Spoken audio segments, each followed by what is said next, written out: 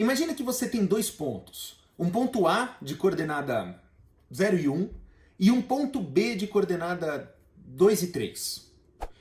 Existe na matemática só uma reta composta de infinitos pontos que passa exatamente em cima do nosso A e do nosso B. Só olhar, dá pra ver. Só tem uma reta que faz isso. E o que é interessante sobre os pontos dessa reta é que apesar de ter ponto com qualquer valor de x que você queira nessa reta, para cada valor de x tem uma única solução para y que faz o ponto que você vai desenhar cair exatamente em cima da nossa reta. Então, por exemplo, existe um ponto com x valendo 3 na nossa reta. Tem, ele existe, ele está lá. Só que se você falar que o y correspondente a esse x valendo 3 é igual a 10, por exemplo, você vai acabar fazendo um ponto muito alto, que claramente não cai dentro da nossa reta. Isso significa, então, que existe um vínculo que explica quais são os valores certos de y associados a cada valor de x, tal que o ponto que você queira colocar lá vai cair exatamente em cima da nossa reta. E se você estava vivo durante o primeiro ano do ensino médio, você sabe que esse vínculo é uma função de primeiro grau. Com aquele formatinho aí, né? ax mais b. Y igual a ax mais b. Essa aqui é a estrutura matemática cujo gráfico produz uma reta no plano cartesiano. Aquelas letrinhas ali, a e b, da estrutura da função, elas são chamadas de coeficientes. E na geometria analítica, a gente não usa a e b, a gente usa m e k. Ok? Então sempre que alguém for falar em função de primeiro grau, você já pensa na estrutura y igual a mx mais k. É uma convenção, a gente vai usar o a e b, as letras a e b para um outro treco lá para frente, então tenta se acostumar porque é importante. Então o que a gente vai descobrir hoje é como achar os valores desses coeficientes que fazem o gráfico da função de primeiro grau dar uma reta que passa em cima daqueles nossos dois pontos. Será que é a função x mais 5? Será que é a função 2x menos 9? Será que é a função meio x mais 17? Cada uma dessas funções tem um gráfico, mas qual é a função que tem o gráfico certo? O gráfico que passa exatamente em cima dos nossos dois pontos, azão e bezão. Existem essencialmente 3 métodos para descobrir essa equação da reta. Primeiro, o método do sistema. Segundo, do coeficiente angular, também conhecido como método da tangente, mesma coisa. E terceiro, o método da determinante. Vamos começar então com o método do sistema, que é o mais fácil do ponto de vista teórico. Dá uma olhada aqui na lousa, vamos fazer juntos. Ok, vou explicar agora para vocês como fazer a equação de uma reta pelo método do sistema. Seguinte, pessoal, esse método é o método mais intuitivo que tem. Geralmente é o método que os alunos acabam desenvolvendo sozinho uma hora ou outra e que é o primeiro que vem na cabeça de vocês. Então, na real, tenta sozinho aí. Finge que isso caiu numa prova, que você não lembra da aula, você não sabe nada, mas você quer tentar alguma coisa mesmo assim só para ganhar um pontinho. Então, como que vocês descobririam qual que é a equação da reta, ou seja, a equação com o formato y igual a mx mais k, quanto vale o valor de m e de k, tal que o gráfico dessa reta passe exatamente aqui em cima do ponto A e do ponto B. Dá uma tentada que eu acho que vocês conseguem. Se você pensou corretamente, você deve ter raciocinado que se o ponto A está na reta, é porque a reta, a equação, aliás, da reta, é uma máquina matemática que pega o valor de 0 quando você coloca no x e cospe um valor de y valendo 1. Né? É o único jeito desse ponto estar na reta. É a máquina conseguir fazer essa transformação do x valendo 0 no y valendo 1. E processar esse ponto aqui, fazendo o mesmo raciocínio, a gente também pode afirmar que essa equação da reta pega um valor de x valendo 2, faz um procedimento algébrico, e sai um y valendo 3. Como que a gente então usa isso para descobrir qual é o valor de m de k? Basta tentar computar esses pontos aqui nessa equação. Ou seja, se essa transformação é uma transformação aqui que a função é capaz de fazer, então você já sabe que ao substituir o x por 0, a máquina vai pegar esse 0, vai multiplicar por um número m, vai somar com o número k, e o número que ela vai cuspir aqui do outro lado é o número valendo 1. Mesma coisa com outro ponto. Ela também é capaz de pegar um valor de x valendo 2, então você coloca 2 ali na máquina. Quando ela pega esse 2 e multiplica por um m e depois soma com k, o número que esse cara cospe é 3. Certo? Bem simples de entender isso aqui. O problema é que agora, que quando você chegou nesse ponto, você tem que perceber que eu tenho duas equações e duas incógnitas. No caso, o M e o K. E toda vez que você tem duas equações e duas incógnitas, você já sabe que você pode fazer um sistema. E através do sistema, você acha o valor de M de K. Então vamos ver como é que resolveria esse sistema. Bom, reescreve a equação aqui embaixo, a primeira. Fica 1 é igual a 0 vezes M, que dá 0 mesmo, mais K. Putz, legal, dessa vez a gente deu sorte. Já com a primeira equação, a gente viu que o K vale 1. Agora, na segunda equação, você já pode substituir esse valor de K que você obteve. Ficaria 2M mais 1. E daí, lógico, passando o 1 subtraindo para o outro lado e o 2 dividindo, você chega no valor de M que também vale 1. Que coincidência. Moral da história, a nossa equação da reta era 1x, né? X mais 1. É essa função cujo gráfico sai exatamente em cima desses dois pontos. Dá para entender? Esse método ele é muito fácil mesmo de entender, porque é exatamente a definição de função, né? Uma máquina que pega um valor de x e cospe um valor de y. Então ele é bem intuitivo e é geralmente a primeira coisa que vocês pensam. Só que agora eu vou contar um segredo para vocês. Eu não usaria esse método na prova. Isso porque, apesar dele ser muito fácil do ponto de vista teórico, ele é de longe o método mais chato de resolver do ponto de vista mecânico. Ou seja, ele é muito fácil de entender, mas na hora que você for fazer, você vai demorar um puta tempo. Vai dar um monte de continha, você pode acabar errando um negócio ou outro. Isso porque sistemas são chatos de resolver. Ninguém gosta de fazer sistema. É uma das matérias que vocês mais reclamam. Então, existem os outros métodos exatamente por causa disso. Na verdade, quando eu falei os métodos, eles estavam todos em ordem crescente de dificuldade em termos teóricos. O método do sistema é o mais fácil de entender, só que é o que mais demora para resolver os exercícios, porque mecanicamente ele é difícil. O método do coeficiente angular, ou o método da tangente, é a mesma coisa, é um pouquinho mais abstrato, é um pouco mais difícil de entender, só que ele também é mais rápido do que o método do sistema, ele é mais fácil de fazer no papel. E adivinha? O método da determinante é o mais difícil de entender, ele é super abstrato, ninguém adivinharia isso sozinho, mas ele é muito rápido. Você faz ele assim, ó, na hora da prova. É lógico, então, que na maioria dos casos eu vou recomendar que vocês façam o método da determinante. Mas antes da gente chegar nele, vamos agora para o método do coeficiente angular. Vocês têm que entender também que tem exercício que é muito útil usar ele. Ó, dá uma olhada. Opa, presta atenção que lá vem o método do coeficiente angular. Gente, esse termo, coeficiente angular, é um outro nome que os matemáticos deram para taxa de crescimento de uma função. Como assim? Cada função, gente, tem uma taxa de crescimento, que é o quão rápido os valores de y aumentam. Dá uma olhada no nosso gráfico ali que a gente tinha desenhado. No nosso gráfico, quando você anda um pouquinho com x para frente, o y aumenta também. Se você começar nesse ponto aqui e dar uma andadinha para frente, o y vai aumentar correspondentemente. Cada função tem a sua própria taxa de crescimento, tem o seu próprio coeficiente angular. Ó, deixa eu mostrar aqui. Funções que têm uma inclinação muito íngreme, então muito assim para cima, é óbvio, elas têm uma taxa de crescimento muito alta. Ou seja, o y cresce muito rápido.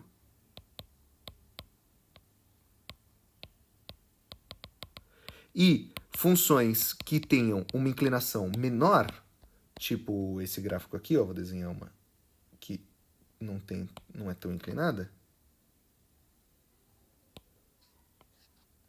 elas têm uma taxa de crescimento bem pequenininha, elas crescem pouco. Assim, ó, tá vendo? Bem pequenininho. E é muito importante que você seja capaz de descobrir quanto vale esse coeficiente angular, ou seja, quanto vale a taxa de crescimento. O conceito que você usa para descobrir é bem facinho. A taxa de crescimento é quanto sobe o y, caso eu aumente o x em 1. Ok? Vamos fazer um exemplo aqui, não um exemplo que a gente está tentando descobrir, vamos fazer um outro exemplo para ver se vocês entenderam. Imagine a função f de x é igual a 3x mais 1. Se você for tentar desenhar essa função, eu acho que o melhor jeito seria você começar chutando uns valores. Então, por exemplo, você fala que o x vale 0 e você vê quanto dá o y. Coloca ali na maquininha e a maquininha cospe um y valendo 1. Então, você vai lá e marca que quando o x vale 0, o y vale 1. Agora, aumenta o x em 1. Pega o próximo ponto, coloca o x valendo 1. Quanto deu o valor de y? Deu 4. Então, você vem aqui no 1, marca o 4 e vem e marca esse pontinho. Continua fazendo isso, coloca mais um valor, coloca 2. Faz a conta, vê quanto dá e deu 7. Então, coloca o 2, sobe aqui e vê que deu 7. Deixa eu aumentar um pouco aqui o espaço que eu tenho. Então, aqui é o 7. E se você quiser, você pode continuar e continuar. Colocar o 3 e ver que dá 10. E colocar o 4 e ver que dá 13. E assim por diante. A sacada aqui é a seguinte. Vocês percebem alguma lógica nesse aumento do y? Vocês percebem se acontece alguma coisa bonitinha aqui? Acontece, não é? A cada passinho que você está dando aqui no x, de 1 em 1, o y está aumentando em 3. Ele vai aumentando de 3 em 3, sempre de 3 em 3. Isso aqui não vai mudar nunca para essa função. É uma constante a taxa de crescimento para funções de primeiro grau. Beleza, e daí? E daí, então, que você pode falar que esse 3 é o quão rápido essa função cresce. Você fala que a taxa de crescimento dessa função é de 3. Imagine se, por exemplo, a função que mostra o nosso PIB fosse uma função desse tipo. Que o nosso PIB tem uma taxa de crescimento de 3, que todo ano que passa ele aumenta em 3, por exemplo, 3%, seria um absurdo, seria incrível. A gente não tem esse tipo de coisa. Se bem que 3 não é tão grande assim, né? A China manteve uma taxa de crescimento de 9% aí. Por que eu estou falando isso tudo? Bom, voltando aqui para a questão. Então, achar a taxa de crescimento é achar esse passinho. Quando você aumenta o x em 1, o y aumenta em 3. Quando você aumenta o x em 1, o y aumenta em 3. E cada função, cada gráfico tem a sua própria taxa de crescimento. Ficou meio fora esse ponto aqui, deixa eu ajeitar. Beleza, beleza, beleza. Agora, perguntinha para você. Vocês notam por que essa função tem uma taxa de crescimento de 3? Não assim na tabela ficou óbvio, né? Mas o que na função, lá na estrutura dela, na estrutura algébrica, o que tinha lá que fazia a taxa de crescimento ser 3? Óbvio, né? É esse 3 aqui. É esse coeficiente, aquele coeficiente que eu falei para vocês, que a gente chama de m. Será que faz algum sentido isso? Que o m seja a taxa de crescimento? Lógico. Porque afinal... Crescimento com S, Matias. Porque afinal... é esse 3 que está inflando os valores de x que você coloca. Quando você vai aumentando x... o y aumenta de 1 em 1, porque antes de você conseguir chegar no y, você primeiro multiplica os seus valores por 3. Então, qualquer valor que você coloca de x, ela fica ampliada em 3. Você coloca 1, pluf, cresceu em 3. Coloca 2, pluf, cresceu para 6. E assim por diante. Então, não é uma coincidência nesse caso que a taxa de crescimento foi exatamente o valor do m. Foi exatamente aquele coeficiente que no primeiro ano eles falavam que chamava coeficiente angular. Não foi uma coincidência. Isso aqui é uma regra sempre. Então, por que eu estou falando tudo isso? Porque se você for capaz de, olhando numa reta, olhando num gráfico, estimar a taxa de crescimento, então daí, de graça, você já tem o coeficiente angular, você já tem esse m. Aliás, por isso que ele chama coeficiente angular, né? Porque quanto maior a taxa de crescimento, mais íngreme é a reta. Então tem uma conexão entre o ângulo que a reta faz com a horizontal e esse valor de m. Eu vou explicar um pouco melhor essa conexão depois. Vamos tentar voltar então para aquele nosso problema e tentar descobrir quanto será que é a taxa de crescimento dessa reta que a gente tem desenhado aqui. Quão rápido ela cresce. É muito fácil você descobrir isso, pessoal. Basta você fechar um triangulinho aqui, ó. Um triangulinho. Tá vendo? Esse triangulinho é um triângulo retângulo, óbvio, onde o ângulo reto está aqui. Esse cateto aqui de baixo, ele é o ΔX que existe entre os dois pontos que foram dados no enunciado. E essa distancinha aqui, essa alturinha, é o ΔY. Como é que você faz, então, sabendo esse ΔX e sabendo esse ΔY, para achar a taxa de crescimento? Bom, é só perceber que se ao aumentar o x em 2, tá vendo que aumentamos x em 2, o y cresceu em 2 também, então é porque a taxa de crescimento é, a cada passinho do x, 1. Que conta que você fez? Você fez uma proporção entre o quão rápido aumenta o y em relação ao quão rápido aumenta o x. Moral da história, se você tiver o ΔY e o ΔX de 2 pontos de uma reta, essa divisão te dá exatamente o quão rápido a reta cresce. Em outras palavras, dá exatamente o valor do m na equação algébrica. Nesse caso, 2 sobre 2 dá 1, o que significa que o nosso m vale 1. Yay! Lembra que era isso que a gente queria? Lembra que a gente queria justamente achar qual era o valor de m e de k que fazia essa reta? Então agora a gente já sabe que essa reta tem o formato 1x mais k. Aí eu sei que vocês estão pensando, pô, mas e agora? Como é que eu faço para achar o k? É verdade, pessoal, esse método aqui, ele só serve para você achar o m. Ele não permite para você achar o k. Porque, afinal, quando você estuda a taxa de crescimento, você está estudando só o quão íngreme a reta está. Você não está estudando se a reta ela passa bem aqui nesse ponto, ou se ela passa aqui mais para cima, ou se ela passa aqui mais para cima, ou mais para baixo. Todas essas retas que eu fiz, que são retas paralelas, todas elas seriam válidas falar que o m vale 1. Todas elas teriam o mesmo m. O que elas têm de diferente? Elas têm de diferente o k. Então, saber a taxa de crescimento só te permite achar o m e nunca o k. Ah, então como é que a gente acha o k? Bom, aí a gente recorre à nossa técnica do sistema, que é tentar computar um ponto. Só que dessa vez não vai dar um sistema, porque a gente já tem o m. Quer ver? A gente sabe que essa reta, a que a gente está estudando, especificamente passa no ponto A, que tem valor 0 e 1. Isso significa que se eu colocar o x valendo 0 e colocar o y valendo 1, eu vou achar o k. Olha só, 0 é igual a 1x, aliás, errei, né? 1 de verde. 1 é igual a 1x, 0x, perdão, 0x mais k. Significa que o nosso k é 1. Moral da história, a gente chegou de novo que y é igual a 1x mais 1. Essa é a equação da reta. Última coisa que eu queria falar para vocês é por que o m também é chamado de coeficiente angular e qual é a relação disso com o ângulo. Olha só, volta lá para o que a gente fez para achar esse m. A gente fechou, deixa eu dar uma limpada aqui nesse problema, que já ficou muito feio. Olha só, a gente fechou um triangulinho aqui nessa reta.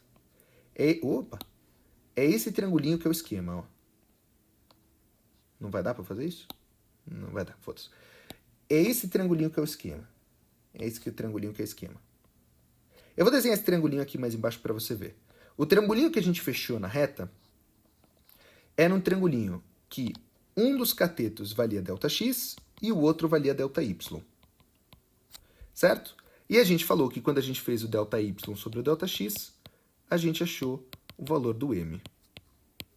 Agora, você percebe que num triângulo, essa conta aqui tem outro nome? Essa conta aqui, ela tem outro significado? Qual que é o significado dessa divisão, pessoal? Desse cateto por esse? Putz, mano, a divisão de catetos é o que a gente chama de uma tangente de um ângulo. Tangente de um ângulo alfa, que é esse ângulo aqui. Tangente não é cateto oposto sobre cateto adjacente? Então, quando você faz essa conta, você já está achando de graça também, além do m, a tangente do ângulo que essa reta faz. Olha que doido.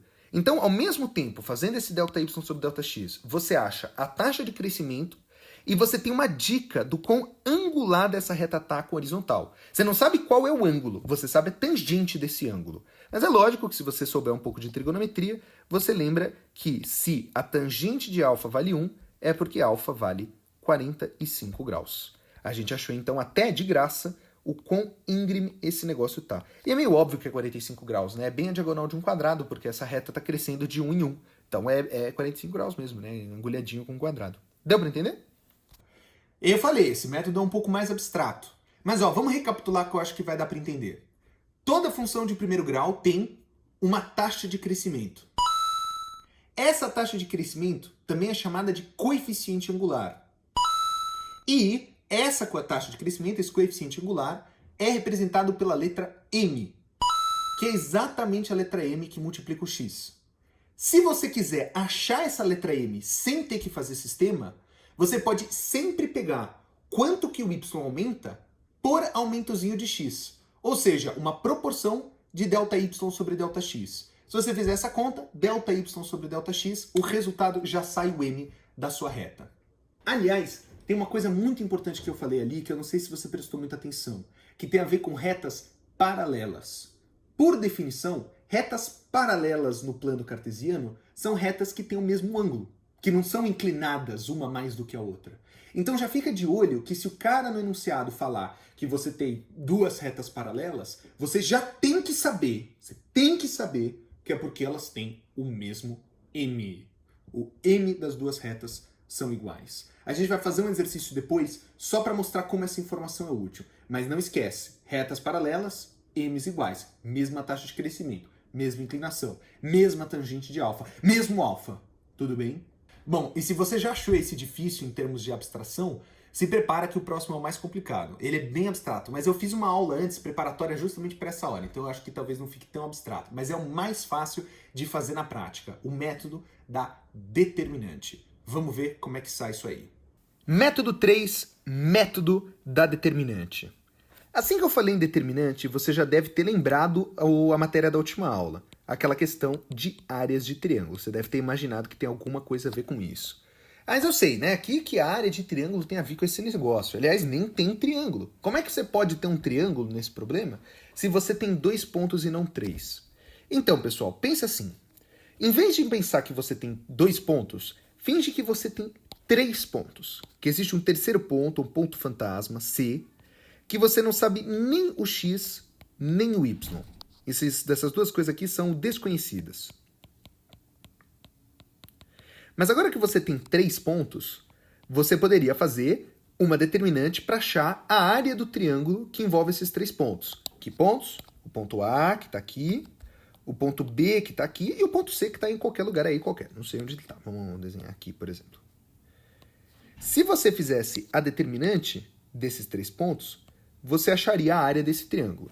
Vamos ver como é que fica a determinante desses 3 pontos. Então ficaria assim. Vou fazer de preto. 0, 1. A última coluna aqui é tudo 1, né? 0, 1 e 1. 2, 3 e 1. E as duas informações desconhecidas, que é o x do C e o y do C. E lembra, quando você fizer essa conta, o que vai sair aqui desse lado é o dobro da área do triângulo que eu desenhei ali, de roxinho. Beleza, tudo bem. Agora, você sabe quanto vai dar essa área? Óbvio que não, porque você não sabe quanto é o valor de x e quanto é o valor de y, você que inventou. Dependendo do valor de x e do valor de y, o C pode acabar caindo num lugar bem pertinho da reta ou num lugar bem longinho da reta, que, lógico, vai mudar a área do triângulo que vai ser formado. Só que, e agora você já deve estar mais ou menos intuindo onde eu quero chegar com isso, e se eu quiser que o meu ponto C seja um ponto qualquer que caia exatamente em cima da reta rosa? E se eu quiser que o C seja colinear com A e B, que caia bem em cima da linha do A e B? Aí o que acontece com o triângulo? Aí o triângulo fica esmagado. O triângulo fica achatado. E daí a área dá 0. Lembra, eu falei para vocês que falar que essa área, que essa determinante dá 0, é uma condição de colinearidade. Ou seja, se eu fizer questão de escrever isso, que desse lado essa área tem que dar 0, aí uma coisa muito interessante acontece. Os valores de x e y que vão ser produzidos por essa determinante vão ter que ser os valores de x e y certos que forçam o A, B e C serem colineares. Vamos fazer na prática, olha só. Vamos resolver essa determinante. O lugar mais fácil para você selecionar a linha ou coluna, a linha mais fácil de se selecionar é essa aqui embaixo. Ela é a melhor. Você vai ver por quê. Aí vai ficar assim a conta. X positivo vezes vezes 1 vezes 1 menos 3 vezes 1. Então, 1 menos 3 que dá menos 2. Aí, esse y aqui você coloca, só que esse fica com o sinal trocado. Lembra por quê? É mais, menos, mais, menos, mais. Então, esse aqui continua com o sinal certo, esse aqui inverte o sinal, esse aqui continua com o sinal certo. Então, menos y vezes uma determinantezinha com todo mundo que não está nem na linha nem da coluna do y. Ou seja, 0 vezes 1 menos 2 vezes 1. Que dá 0 menos 2, que dá menos 2 também. Coincidência. Menos 2 também. E o último termo aqui vai ser aquele 1, sem trocar o sinal, vezes 0 vezes 3 menos 2 vezes 1. 0 vezes 3 dá 0, menos 2 fica menos... Que coincidência, caraca. Fica menos 2. E isso aqui é uma conta que daria a área do triângulo, que daria 2 vezes a área do triângulo. Só que se eu forçar isso aqui a dar 0, olha o que acontece. Ficou menos 2x mais 2y menos 2 é igual a 0. Será que qualquer valor de x e y faz isso aqui dar 0? Não. Só os valores de x e y que ficam alinhados. Os valores de x e y certos. Ou seja, isso que a gente obteve já é, de cara, de graça, a equação da reta. Essa é a função. Eu sei, não está no mesmo formato que a gente tinha visto antes. Se você quiser, você pode deixar do mesmo jeito, isolando o y. Ficaria assim, 2y menos 2 é igual a 2x, passando o 2x somando para o outro lado. Soma o 2 para o outro lado, 2y é igual a 2x menos 1, ou aliás, mais 2. Divide por 2 os dois lados, y é igual a x mais 1. Que é exatamente o mesmo resultado que a gente obteve com os outros dois métodos. Eu fico até com uma mamilo ereto de tão lindo que é esse último método. Ele é super rápido de fazer, não tem que fazer quase nenhuma conta, e ele ainda por cima responde assim de um jeito super elegante, envolvendo, né, coisas complexas, tipo área de triângulo e tudo mais. Maravilhoso.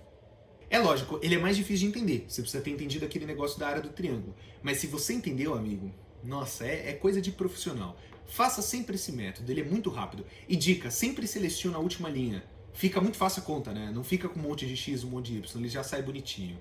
E uma última coisa que eu preciso falar para vocês é sobre os dois formatos que você pode responder a equação da reta. Como assim? Lembra que a gente resolveu por esse último método da determinante e ele saiu uma expressão um pouco maiorzinha? Uma expressão sem nada isolado, uma expressão dando igual a 0? Esse tipo, eu vou colocar aqui no ar para vocês lembrarem. É isso aqui que eu tô falando. Essa expressão aqui, escrita desse jeito, é o que nós chamamos de versão geral da equação da reta. De novo, equação da reta na versão geral. Equação da reta geral. É isso aqui, o nome desse negócio. E quando você isola o y e chega naquele mesmo formato que você obteve pelos outros dois métodos, o do sistema ou da tangente, a gente tem um formato dessa função que a gente chama de forma reduzida. Porque ela é mais reduzida mesmo, porque ela tem menos número, ela fica mais bonitinha, mais compactazinha. Você tem que saber esses dois nomes. Porque pode ser que na prova ele peça, descubra a equação da reta que passa aqui por esses dois pontos e dê a resposta na forma geral. Aí você precisa dar naquele formato mais expandidinho, que está igualando a 0. A equação tem que estar grande, ela tem que estar igualando a 0, e se você quiser ser muito chato, via de regra, o coeficiente do x tem que ser 1. Então você divide pelos dois lados. Mas isso ninguém cobra. Pode deixar como sai da determinante. Se saiu da determinante, já está na equação geral. Agora vai ter exercício que ele vai pedir na forma reduzida. Aí você tem que deixar naquele formatinho y é igual a mx mais k. Ok? Então, resumindo, para deixar bem claro, tem dois jeitos de você dar uma equação da reta. A forma reduzida, que é y é igual a mx mais k. E a forma geral, que é, escrito assim nesse formato, ax mais by mais c igual a 0. Tá vendo? É por isso que eu falei que você não podia mais usar a e b na equação reduzida, né? Porque por convenção, na geometria analítica, a gente só chama a, b e c os coeficientes da forma geral, ok? Então grava isso para não esquecer mais. Dito isso, acabou a teoria da aula de hoje. Vamos fazer alguns exercícios um pouco mais difíceis do que simplesmente achar a reta, para você ver como é que isso pode cair na sua prova. Vamos lá. Ok, exercício 2. A reta R passa pelos pontos A igual a 1 e 3 e B igual a 5 e 6. Encontre a equação da reta S, que é paralela a R e passa por C igual a 2 e 2. Então, como começar esse exercício? Like always, every time. Vamos começar desenhando a reta R, né? Desenhando o que a gente tem. Então, o que ele falou é que existe um ponto A, que tem coordenadas 1 e 3. Tem um ponto B, que tem coordenadas 5 e 6. E que tem uma reta R, vamos fazer ela de rosinha aqui, que vai do A até o B.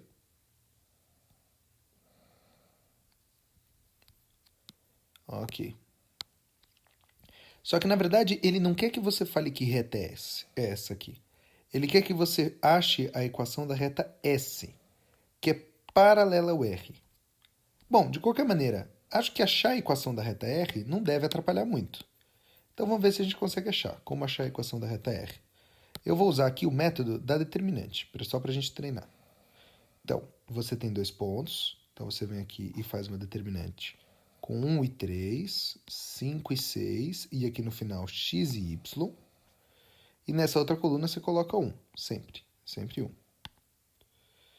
E como a gente está querendo que esses x, y e y sejam valores genéricos de pontos colineares, então a gente quer que essa área dê zero e a gente vai igualar essa determinante a zero. Separa esse x e esse y, e daí a determinante vai ficar assim: x vezes 3 vezes 1 menos 6 vezes 1.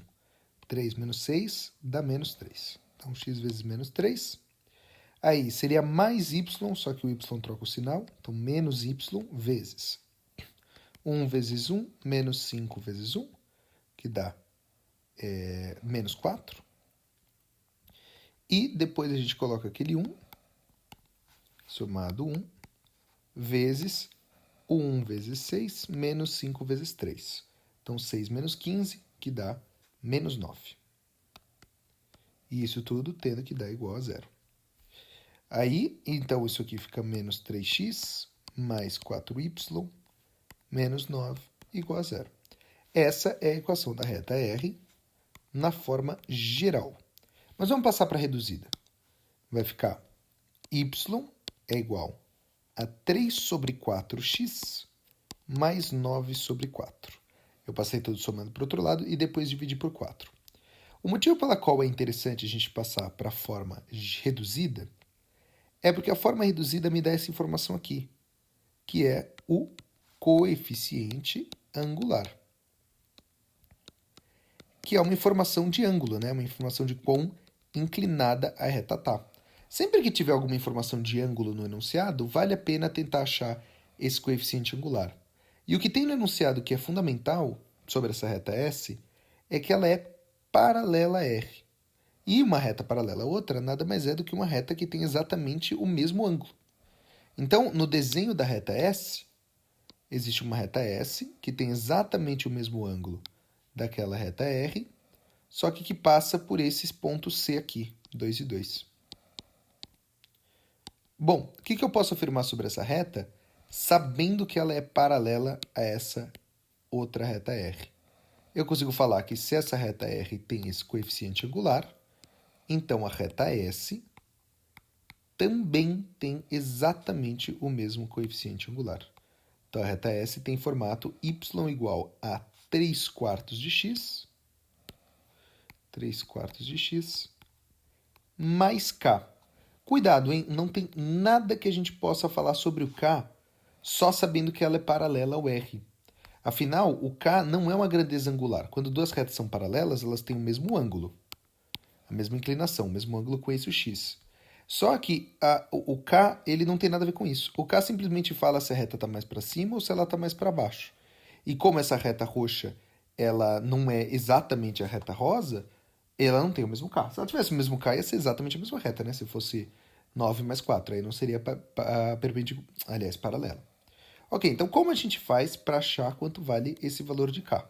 A gente precisa de mais alguma informação sobre essa reta. E a gente tem, né? a gente tem informação de que ela passa pelo ponto C, de valores 2 e 2. Então, você pode sempre computar esse ponto nessa reta e ver o que acontece. Ficaria assim, ó. Quando eu troco o x pelo valor 2, a reta faz uma conta ali com esse 2, e o resultado que ela me devolve é justamente outro 2. Terminando essa continha aqui, passando, essa multiplicação aqui fica 3 sobre 2, aí passando para o outro lado, subtraindo, 3 sobre 2 é 1,5, né? Então, 2 menos 1,5 dá meio. Então, achamos o K. E quando a gente acha o K e o M, a gente já achou a resposta para o problema. A resposta para o problema é que a reta S é y igual a 3/4 de x mais meio. Ou pode fazer assim se preferir. Mais meio. Tcharam! Muito bem, muito bem. Vamos para o exercício 2. Encontre a equação da reta S, que é perpendicular a y igual a 5x e que passa por a igual a 1 e 4. Então, como começar esse exercício? Como sempre, fazendo uma rápida desenhada, pode ser vagabunda, de todas as coisas que a gente tem. Então, a primeira coisa que ele deu é essa reta em azul aqui. Vamos chamar essa reta de reta R. Ela é y igual a 5x e a gente tem ela, então dá para desenhar. Como é que a gente desenha? Faz um estudozinho de pontos. A gente vê que quando x vale 0, o y sai 0 também, então esse ponto está na reta. E quando x vale 1, o y sai com 5. Então vem aqui e marca bonitinho. Não sei se vocês estão conseguindo ouvir, mas o meu gato está tentando entrar no meu quarto. Agora tá meio maluco, não vou deixar ele entrar não, tá louco? Então essa aqui é a reta R. E o que tem de diferente nesse exercício é que olha só que sacanagem, a reta que ele quer é uma reta S que é perpendicular à reta R.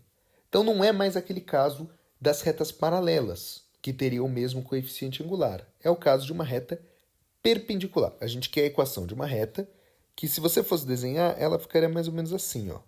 90 graus com a reta R que a gente desenhou, desse jeito.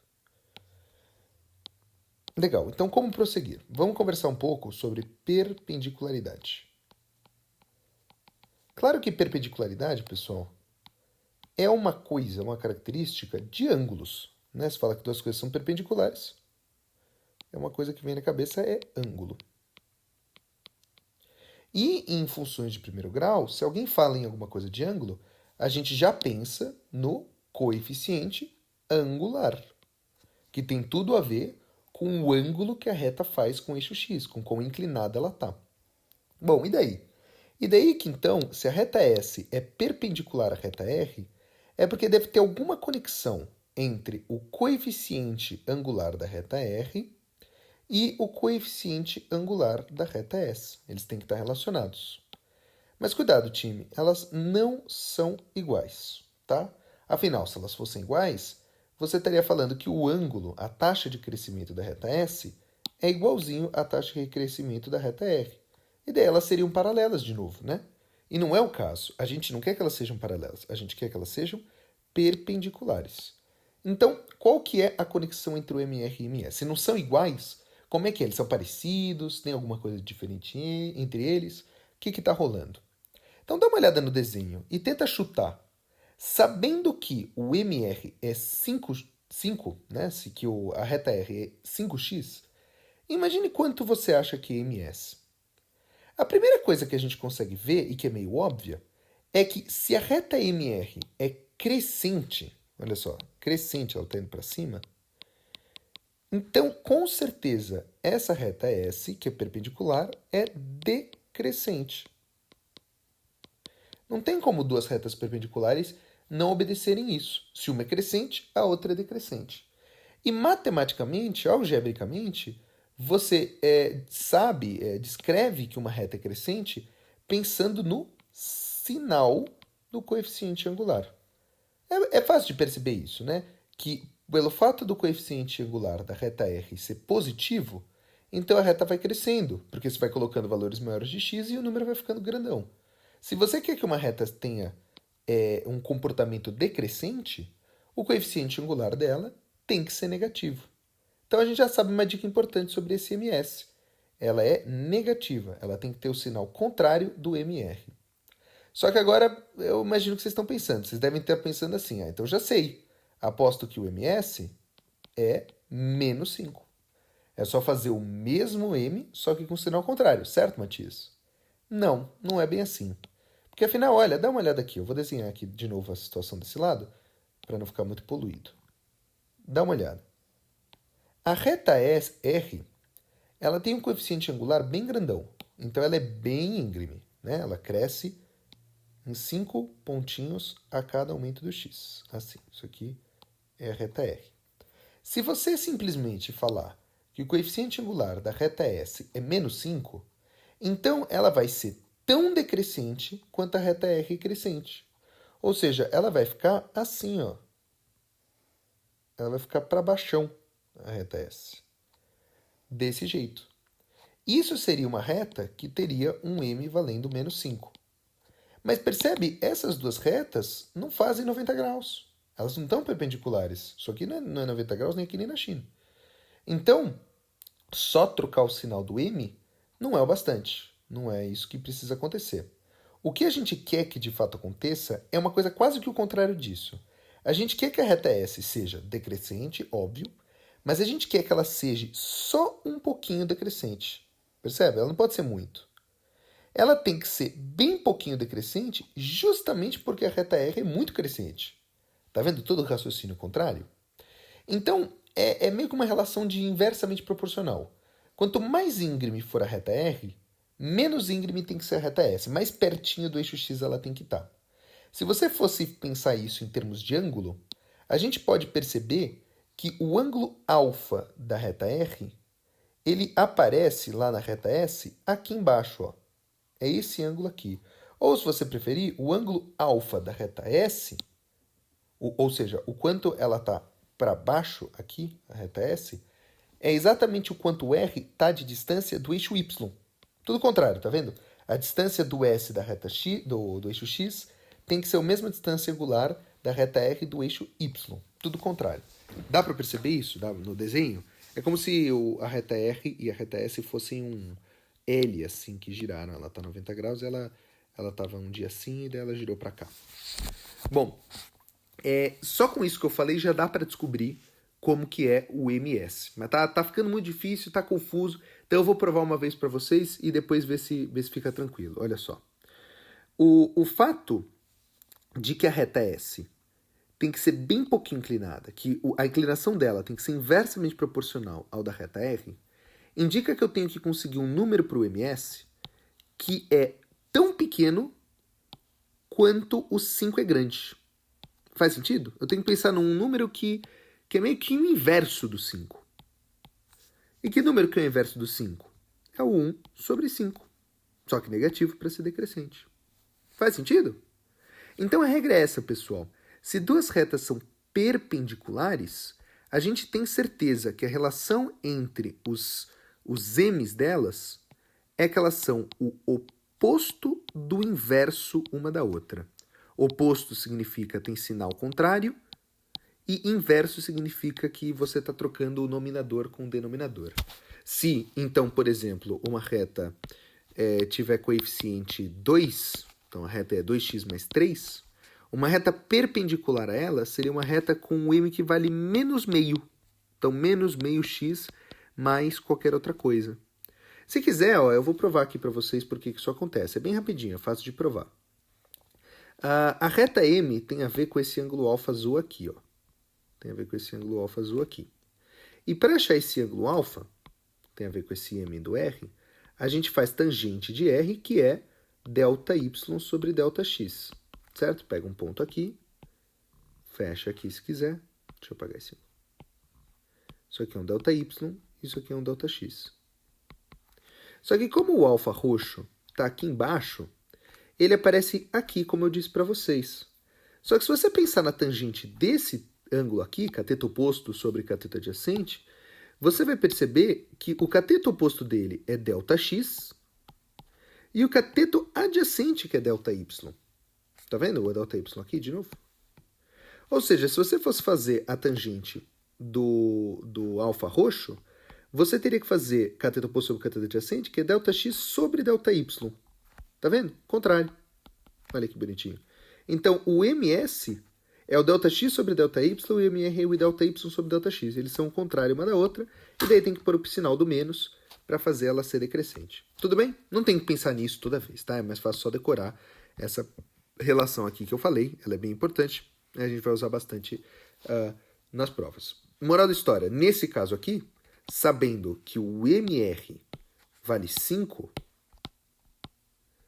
o coeficiente angular da reta R vale 5, a gente tem como falar que o coeficiente angular da reta S vale menos 1/5. Tcharam! E agora a gente já sabe que a equação da reta S é y igual a menos 1/5 de x mais k. Cuidado, hein? Só sabendo que elas são perpendiculares não permite que você fale nada sobre o k. Você não pode falar que o k é 0, ou é 1, ou é 2, ou é 3. Porque a gente só estava pensando em ângulo por enquanto. Na verdade, existem várias retas que são perpendiculares a essa reta R. Por exemplo, você pode fazer uma reta que é perpendicular aqui, uma reta que é perpendicular aqui, uma reta que é perpendicular aqui. Tem infinitas retas. A única informação que vai permitir a gente descobrir qual dessas retas é de fato a reta S é essa informação aqui, que a reta S passa pelo ponto 1 e 4. Então agora, para achar esse K, basta a gente processar o fato de que ela passa pelo ponto 1 e 4. O que significa isso mesmo?